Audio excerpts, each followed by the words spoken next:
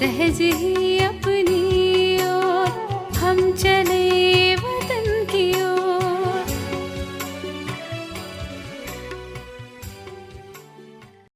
ஓம் சாந்தி. 24/1/1978 அவ்யக்த பாப்தாதா மதுபன். வாணியின் தலைப்பு நிரந்தர சேவாதாரி. பாப்தாதா ஒவ்வொரு குழந்தையின் நெற்றியின் நடுவில் பிரகாசமாக இருக்கும் நட்சத்திரம் என்று கூறினாலும் சரி, அல்லது வைரம் என்று கூறினாலும் சரி, அதை பார்த்து மகிழ்ச்சி அடைந்து கொண்டிருக்கிறார். ஒவ்வொருவரின் ஜொலிப்பு வித்தியாசமானதாகவும் அழகானதாகவும் இருந்தது. இந்த மின்னிக்கொண்டிருக்கும் நட்சத்திரங்கள் மூலம் ஒவ்வொரு ஆத்மாவின் அதிர்ஷ்டத்தின் ரேகை தெளிவாக தென்படுகிறது. எப்படி பிரிந்து சென்ற குழந்தைகள் தன்னுடைய பாக்கியத்தை உருவாக்குவதற்காக எவ்வளவு குப்தமாக மற்றும் பிரத்யட்சமாக முயற்சி செய்கிறார்கள் என்று பாப்தாதாவிற்கும் பெருமிதமாக இருக்கிறது. குழந்தைகளுக்கு போதை இருக்கிறது. மேலும் தீவிர முயற்சியை பார்த்து தந்தையும் குழந்தைகளின் மேல் பலியாகி விடுகிறார். அதாவது குழந்தைகளின் கழுத்தின் மாலையாகி விடுகிறார். எப்படி மாலை எப்பொழுதும் கழுத்தில் தொங்கிக் கொண்டிருப்பதாக இருக்கும், அதேபோல் குழந்தைகளின் வாயில், கண்களில், புத்தியில் தந்தைதான் நிரம்பியிருக்கிறார். அதாவது தந்தையை தன்னுடைய கழுத்தின் மாலையாக ஆக்கியிருக்கிறீர்கள். இன்று பாப்தாதா குழந்தைகளின் மகிமையின் பாடலை பாடிக்கொண்டிருந்தார். குழந்தைகளின் மகிமையாக இன்று என்ன பாடல் பாடினோம்? ஒவ்வொரு குழந்தையிடமும் தந்தையை பிரத்யக்ஷம் செய்வதற்கான ஊக்கத்தை பார்த்தோம். குழந்தைகளின்றி தந்தை பிரத்யக்ஷம் ஆக முடியாது. அப்படி தந்தையையே வெளிப்படுத்துபவர்கள் எவ்வளவு உயர்ந்தவர்களாகிறார்கள்! இந்த அளவு போதை மற்றும் சேவையின் நினைவு இருக்க வேண்டும்.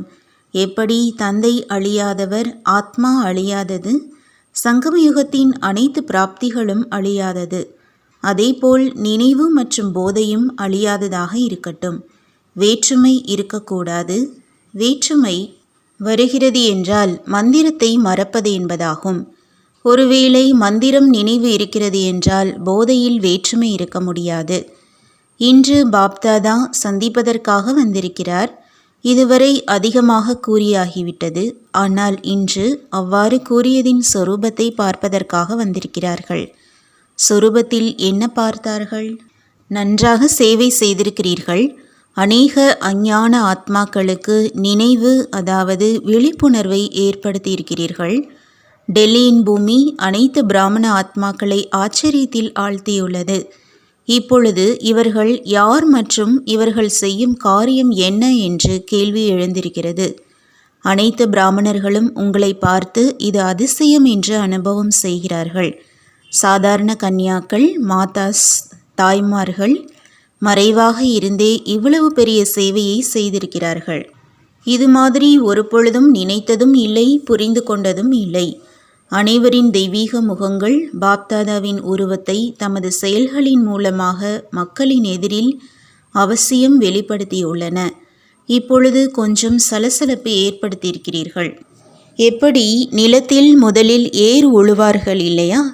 மேலும் ஏர் உழுது கொண்டே விதையும் விதைப்பார்கள். அதேபோல் தங்களது எதிர்கால தலைநகரத்தில் அல்லது தங்களது ஆரம்ப நிலத்தில் சலசலப்பு என்ற ஏர் உழுதிருக்கிறீர்கள். ஏதோ பலம் இருக்கிறது, ஏதோ சக்தி இருக்கிறது. இவர்கள் சாதாரண சக்திகள் இல்லை என்று சலசலப்பு ஏற்படுத்தியதன் கூடவே இந்த விதையையும் போட்டிருக்கிறீர்கள். நேரெதிரில் பார்க்காவிட்டாலும் உலகில் நாலாபுறங்களிலும் இவர்கள் யார், மேலும் என்ன செய்கிறார்கள் என்று பரபரப்பை ஏற்படுத்தியிருக்கிறீர்கள். அரசாங்கத்தின் காதுகள் வரை இந்த செய்தி சென்றடைந்துள்ளது. இப்பொழுது இந்த விதையை வாய்மொழி மூலம் மற்றும் நினைவின் சக்தி மூலமாக வளர செய்ய வேண்டும். ஆனால் இதுவரை என்ன செய்திருக்கிறீர்களோ அதை மிக நன்றாக செய்திருக்கிறீர்கள்.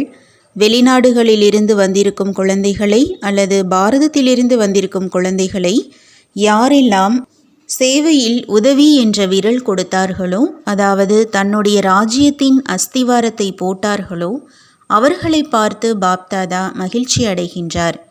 இந்த மகாநாடு பிராமணர்களுக்கு அவரவர்களின் ராஜ்யத்தின் அதிகாரி ஆவதற்கான அடிக்கல் நாட்டு விழாவாக இருக்கிறது. எனவே எந்த ஒரு வெளிநாட்டைச் சேர்ந்த சென்டரின் ஆத்மாக்கள் அல்லது பாரதத்திலும் எந்த ஒரு மண்டலமும் தங்கி போகவில்லை. இது மறைவான சேவையாக இருந்தது. கொஞ்ச காலத்தில் வெளிப்படையாக தென்படும். இப்பொழுதோ மறைவான வேஷத்தில் அடிக்கல் நாட்டினீர்கள், அதாவது விதை விதைத்தீர்கள். ஆனால் சரியான நேரத்தில் இதே விதை பழத்தின் ரூபத்தில் நீங்கள் அனைவரும் பார்ப்பீர்கள். இதே உலகத்து மனிதர்கள் உங்களை வரவேற்பார்கள், மரியாதை செய்வார்கள். அனைவருடைய இருமல் ஓசை எழுந்தது. மிகவும் கடினமாக உழைத்தீர்களா என்ன? இயற்கையின் பாதிப்பு அதிகமாக ஆகிவிட்டது. இதன் பலனும் கிடைத்துவிடும். எப்படி சீதோஷ்ணமோ அப்படி தன்னை நடத்தி கொள்ள முடிய வேண்டும் என்ற இதையும் வெளிநாட்டைச் சேர்ந்த ஆத்மாக்கள் அனுபவம் செய்ய வேண்டியது மிக அவசியமாகும். இந்த அனுபவமும் வேண்டும். சிறியவர் பெரியவர் என்று ஒவ்வொருவரின் மகத்துவம் இந்த சேவையில் இருந்தது. நன்றாக உழைத்தும் இருக்கிறீர்கள். முதல் அஸ்திவாரமாக இந்த கேள்வி எழுந்திருக்கிறது. இப்பொழுது மீண்டும் கேள்வியின் பதில் கிடைக்கும். இன்று பாப்தாதா இந்த ஆன்மீக உரையாடல் செய்து கொண்டிருந்தார். எப்படி நிரந்தர யோகி ஆவதற்கான வரதானம் தந்தை மூலமாக கிடைத்திருக்கிறது, அதேபோல் எதிர்காலத்திற்காகவும் நிரந்தர சேவாதாரி ஆக வேண்டும். தூங்கிக் கொண்டிருந்தாலும் சேவை இருக்கட்டும். தூங்கிக் கொண்டிருக்கும் பொழுதும் உங்களை யாராவது பார்த்தால் உங்களுடைய முகம் மூலமாக அமைதி, ஆனந்தத்தின் எண்ண அலைகளை அனுபவம் செய்ய வேண்டும். எனவேதான் மிக இனிமையான தூக்கம் இருந்தது என்று கூறப்படுகிறது. ஒவ்வொருவரின் தூக்கத்திலும் வித்தியாசம் இருக்கும். ஒவ்வொரு எண்ணத்திலும் ஒவ்வொரு காரியத்திலும் எப்பொழுதும் சேவை நிரம்பி இருக்க வேண்டும். இதைத்தான் நிரந்தர சேவாதாரி என்று கூறுவது. தந்தை மற்றும் சேவை எப்படி தந்தையை மிக பிரியமானவராக அனுபவம் செய்கிறோம். தந்தையின்றி வாழ்க்கை இல்லை, அதேபோல் சேவையின்றி வாழ்க்கை இல்லை. அந்த மாதிரி நிரந்தர யோகி மற்றும் நிரந்தர சேவாதாரியானவர் விக்ன விநாசகராக இருப்பார். தந்தையின் நினைவு மற்றும் சேவை என்ற இரட்டை பூட்டு போடப்பட்டு விடுகிறது. எனவே மாயா வர முடியாது. எப்பொழுதும் இரட்டை பூட்டு இருக்கிறதா என்று சோதனை செய்யுங்கள். ஒருவேளை ஒரு பூட்டு இருந்தால் கூட மாயா வருவதற்கான வாய்ப்பு இருக்கிறது. எனவே தந்தையின் நினைவு மற்றும் சேவையில் முழுமையாக ஈடுபட்டிருக்க வேண்டும் என்று அடிக்கடி கவனம் கொடுங்கள். ஒவ்வொரு கர்மேந்திரியங்கள் மூலமாக தந்தையின் நினைவை நினைவூட்டும் சேவை செய்ய வேண்டும் என்று எப்பொழுதும் நினைவு வைத்து கொள்ளுங்கள். ஒவ்வொரு எண்ணம் மூலமாக உலக நன்மை செய்பவராகி லைட் ஹவுஸின் காரியம் செய்ய வேண்டும். ஒவ்வொரு வினாடியிலும் சக்திசாலியான உள்உணர்வு மூலமாக நாலாபுறங்களிலும் சக்திசாலியான எண்ண அலைகளை பரப்ப வேண்டும்.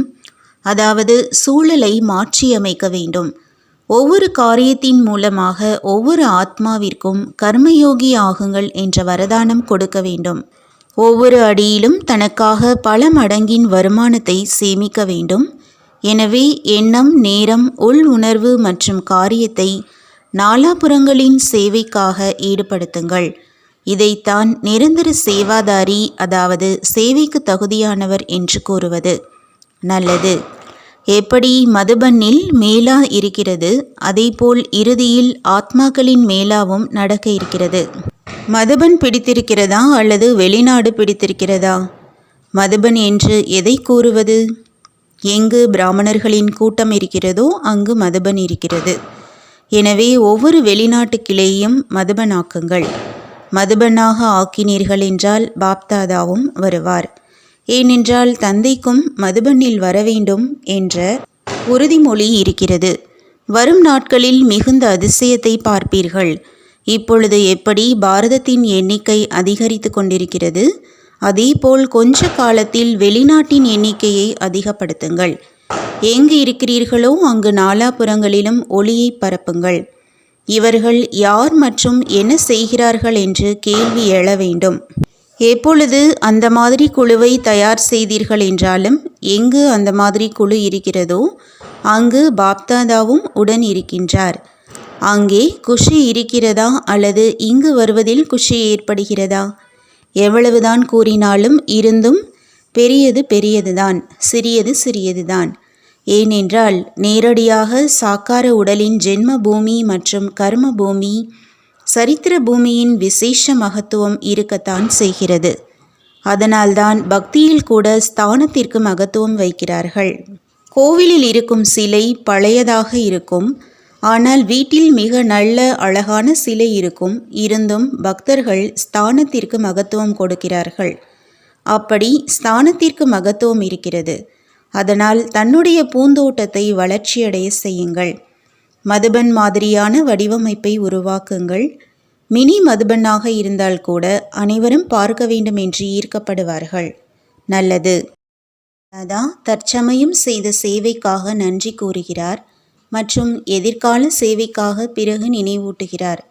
பாப்தாதாவிற்கு குழந்தைகள் மேல் அதிக அன்பு என்று கூறினாலும் அல்லது நல்ல பாசம் என்று கூறினாலும் தாய்க்கு குழந்தைகள் மேல் பாசம் இருக்கும் இல்லையா? துடிப்பதில்லை, ஆனால் உள்ளடக்கி விடுகிறார். சோர்வடைவதில்லை, ஆனால் குழந்தைகளை எதிரில் வெளிப்படுத்தி அன்பின் கடலில் உள்ளடக்கி விடுகிறார். தந்தைக்கு அன்பு இருக்கிறது, அதனால்தான் உங்களுக்கும் அன்பு உற்பத்தி ஆகிறது இல்லையா? அன்பு இருக்கிறது, அதனால்தான் உடலற்ற நிலையில் இருந்தும் உடலில் வருகிறார் அல்லவா? அந்த மாதிரி அன்பின் பந்தனத்தில் கட்டி போடக்கூடிய, அன்பினால் தந்தையை வெளிப்படுத்தக்கூடிய, சேவை மூலமாக உலக நன்மை காரியத்திற்காக பொறுப்பாளர் ஆகியிருக்கும் எப்பொழுதும் மகாதானி மற்றும் வரதானி, அந்த மாதிரி நிரந்தர யோகி, நிரந்தர சேவாதாரி குழந்தைகளுக்கு பாப்தாதாவின் அன்பு நினைவுகள் மற்றும் நமஸ்காரம். மகாராஷ்டிராவின் பார்ட்டிகளுடன் எப்பொழுதும் தன்னை மிக உயர்ந்த மகான் ஆத்மா என்று நினைக்கிறீர்களா?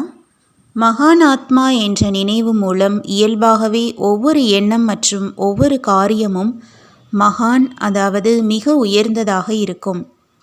எப்படி இன்றைய காலத்து உலகத்தினர் அற்ப காலத்தின் பதவியில் இருக்கும் ஆத்மாக்கள் தன்னுடைய பதவியின் நிலையில் இருக்கும் காரணத்தினால் இரவு பகலாக இயல்பாகவே அதே போதையில் இருக்கிறார்கள். அதேபோல் தந்தை மூலமாக கிடைத்திருக்கும் பதவியை நினைவில் வைப்பது சுலபம் மற்றும் இயல்பானது. எப்படி பதவியோ அப்படியே காரியம் இருக்கும், எப்படி பெயரோ அப்படியே உயர்ந்த காரியமும் இருக்கும். எனவே தற்சமயம் சகஜ யோகியின் கூடவே கர்மயோகி என்று கூறுவோம். கர்மயோகி என்றால் ஒவ்வொரு காரியம் மூலமாக தந்தை மேல் உள்ள அன்பு மற்றும் சம்பந்தத்தின் சாட்சாத்காரம் ஒவ்வொரு ஆத்மாவிற்கும் ஏற்படும். எப்படி எல்லைக்குட்பட்ட ஆத்மாக்கள் மேல் அன்பு வைத்திருக்கும் ஆத்மாவிற்கு அவருடைய முகம் மற்றும் பொலிவு மூலம் இவர் யாருடைய அன்பிலேயே மூழ்கி இருக்கிறார் என்று தென்படும். அதேபோல் ஒவ்வொரு காரியம் செய்யும் போதும் தந்தையுடன் அன்பாக இருக்கும் ஆத்மாவின் அனுபவம் செய்விக்கிறேனா என்று தன்னைத்தானே கேளுங்கள். இதைத்தான் கர்மயோகி என்று கூறுவது. கர்மயோகியின் அல்லது சகஜ யோகியின் விளக்கம் மிகவும் நுண்ணியமானது. கர்மயோகி அல்லது சகஜ ராஜயோகியின் ஒவ்வொரு எண்ணம் தந்தையின் அன்பின் எண்ண அலைகளை பரப்புவதாக இருக்கும். எப்படி ஜட விக்கிரகங்கள் கூட அமைதியின் அற்பகால சுகத்தின் அலைகளை இன்று வரையிலும் ஆத்மாக்களுக்கு கொடுக்கும் காரியத்தை செய்து கொண்டிருக்கின்றன என்றால், அவசியம் சைத்தன்ய ரூபத்தில் எண்ணம் மூலமாக, வாய்மொழி மூலமாக, செயல்களின் மூலமாக உலகில் நிரந்தரமாக சுகம், சாந்தி, தந்தையின் அன்பின் அலைகளை பரப்பும் காரியத்தை செய்திருக்கிறார்கள். அதனால்தான் ஜட விக்கிரகங்களிலும் அமைதி இருக்கிறது.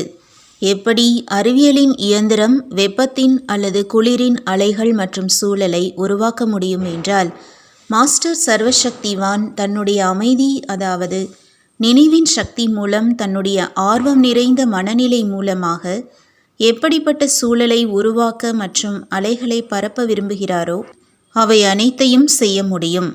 அந்த மாதிரி பயிற்சி செய்யுங்கள். இந்த நேரம் சுகத்தின் அல்லது அமைதியின் சூழலை அல்லது சக்தி சொரூபத்தின் சூழலை உருவாக்க முடியும். அதன் சூழல் மூலம் உள்ளே எந்தெந்த ஆத்மாக்கள் இருக்கிறார்களோ அவர்கள் இங்கு துக்கத்திலிருந்து சுகத்தின் சூழல் வந்துவிட்டோம் என்று அனுபவம் செய்ய வேண்டும். இங்கு மிகுந்த சுகம் கிடைத்து கொண்டிருக்கிறது என்று உணர வேண்டும். எப்படி குளிர் சாதனம் இருக்கும் பொழுது குளிர் அல்லது வெப்பத்தை உண்மையிலேயே வெப்பத்திலிருந்து குளுமையான காற்றில் வந்துவிட்டோம் என்று அனுபவம் செய்கிறார்கள். குளிரிலிருந்து வெப்பத்தில் வந்துவிட்டோம் என்றும் அனுபவம் செய்கிறார்கள். அதேபோல் உங்களுடைய நடத்தை மற்றும் முகம் மூலமாக, உங்களுடைய எண்ண சக்தி மூலமாக சுகம், சாந்தி மற்றும் சக்தியின் அனுபவம் செய்ய வேண்டும். எப்படி ஒரு நொடியில் இருளிலிருந்து வெளிச்சத்தின் அனுபவம் செய்கிறீர்கள் இல்லையா? அதேபோல் இன்றைய மனிதன் தன்னுடைய சக்தியின் மூலம் அனுபவம் செய்ய முடியாது. ஆனால் நீங்கள் அனைவரும் உங்களுடைய பிராப்தியின் ஆதாரத்தினால், நினைவின் ஆதாரத்தினால் அவர்களை அனுபவி ஆக்க வேண்டும். இதுதான் உண்மையான சகஜ ராஜயோகா அல்லது கர்ம யோகாவின் சூத்திரமாகும். தனக்காக அமைதியின் அல்லது சக்தியின் அனுபவம் செய்கிறீர்கள் என்ற இது ஒன்றும் பெரிய விஷயமில்லை. ஆனால் தன்னுடைய நினைவின் சக்தி மூலமாக இப்பொழுது உலகில் எண்ண அலைகள் மூலமாக சூழ்நிலையை உருவாக்குங்கள். அப்பொழுதுதான் நம்பர் 1 சகஜ ராஜயோகி என்று கூறுவோம். நீங்கள் மட்டும் திருப்தியாக இருந்து விடாதீர்கள். திருப்தியாக இருக்க வேண்டும், அனைவரையும் திருப்திப்படுத்த வேண்டும். இதுதான் யோகியின் கடமையாகும். நல்லது. தந்தை மூலமாக எப்பொழுதும் குஷியாக இருப்பதற்கான சாதனம் கிடைத்துள்ளதுதான் இல்லையா? எப்படிப்பட்ட சூழ்நிலையாக இருந்தாலும் தன்னிடம் சாதனம் இருக்கிறது என்றால் எப்பொழுதும் குஷியாக இருப்பார்கள். தந்தையை நினைவு செய்வதற்கான சாதனம் மட்டுமே மிக உயர்ந்ததாகும். பாபா என்று கூறுவது மற்றும் குஷியை பிராப்தி செய்வது, அந்த மாதிரி சாதனத்தை எப்பொழுதும் உபயோகித்து கொண்டே இருங்கள். பாபா என்ற வார்த்தையை நினைவு செய்வது என்றால் ஸ்விட்ச் ஆன் செய்வது. எப்படி ஸ்விட்ச் ஆன் செய்வதினால் ஒரு நொடியில் இருள் அகன்று விடுகிறது, அதுபோலவே பாபா என்று கூறுவது என்றால் இருள் அல்லது துக்கம், அசாந்தி, குழப்பம், சோர்வு, டென்ஷன் அனைத்தும் ஒரு நொடியில் முடிவடைந்து விடுகின்றன. அந்த மாதிரி மந்திரத்தை தந்தை கொடுத்திருக்கிறார். ஒரு வார்த்தைக்கான மந்திரம் தானே பாபா எனது மட்டும்தான், பாபா என்பது மட்டும்தான். எப்படிப்பட்ட நேரமாக இருந்தாலும் இந்த மந்திரம் ஒரு நொடியில் கடந்து செல்ல வைக்கக்கூடியது.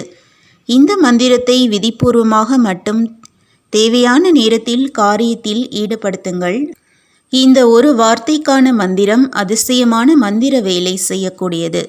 இந்த ஒரு வார்த்தையின் மந்திரம் மூலமாக என்ன விரும்புகிறீர்களோ அதை பெற முடியும். அது சுகம், சாந்தி, சக்தி, ஆனந்தம் என்று என்னவாக இருந்தாலும் அனைத்தையும் பிராப்தி செய்விக்கக்கூடிய மந்திரம் இது. எனவே மந்திர சக்தி உள்ள மந்திரம் என்று கூறுகிறோம்.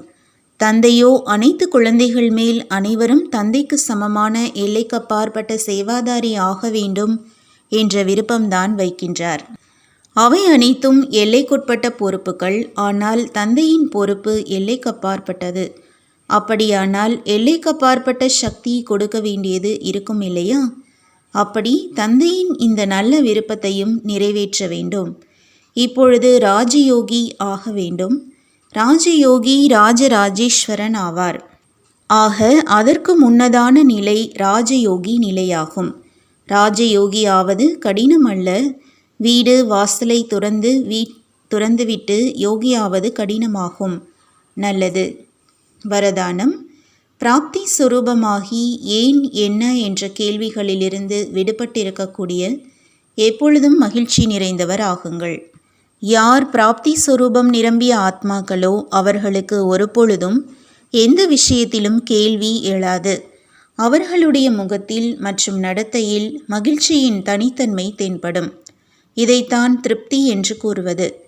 திருப்தி ஒருவேளை குறைவாகிறது என்றால் அதற்கான காரணம் பிராப்தி குறைவு. மேலும் பிராப்தியின் குறைவிற்கு காரணம் ஏதாவது இச்சை இன்னும் இருக்கிறது. மிகுந்த சூக்ஷ்ம இச்சைகள் பிராப்தியின்மையின் பக்கம் இழுத்து விடுகிறது. எனவே அற்ப காலத்து இச்சைகளை விட்டுவிட்டு பிராப்தி சொரூபம் ஆனீர்கள் என்றால் எப்பொழுதும் மகிழ்ச்சி நிறைந்தவர்களாக இருப்பீர்கள். ஸ்லோகன். பரமாத்மா அன்பிலேயே மூழ்கியிருந்தீர்கள் என்றால் மாயாவின் கவர்ச்சி முடிவடைந்துவிடும். ஓம் சாந்தி. तुम बच्चों को तो सर्विस करनी है, जो बाबा कहते हैं सबको ये बताओ कि देखो तुम्हारा एम एंड ऑब्जेक्ट ये है, एक गीता है बगैर, ये राजयोग है ना बच्चे। कैसे है राजयोग? बिल्कुल सहज है कि बाप को याद करो तो ये वैसा मिलेगा तुमको। ओम शांति।